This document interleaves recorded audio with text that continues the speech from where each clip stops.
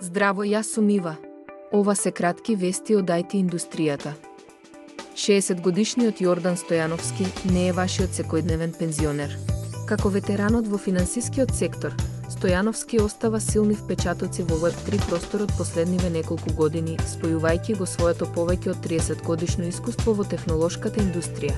Причината за ова е неговата силна страст за истражување, но и како што објаснува, желбата да се забавува преку работата на различни Web3 проекти. Како што светот станува с повеќе поврзан преку дигитални платформи и технологии, финансиската индустрија е принудена да се прилагоди на променливите барања на потрошувачите, бизнисите и останатите играчи во секторот. Приказната не застанува само кај нив. Како што покажа и макотрпниот процес на издавање лични документи кои на граѓаните во земјава им се потребни за разните финансиски институции, дигитализацијата станува неопходност.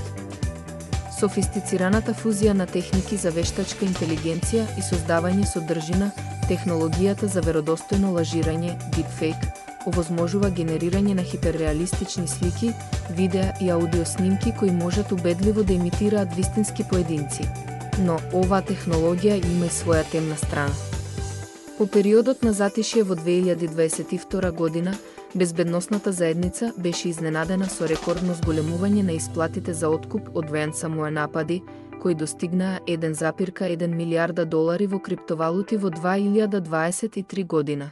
Овој пораст дојде како непријатно изненадување, особено по оптимизмот што преовладуваше по падот на активностите претходната година.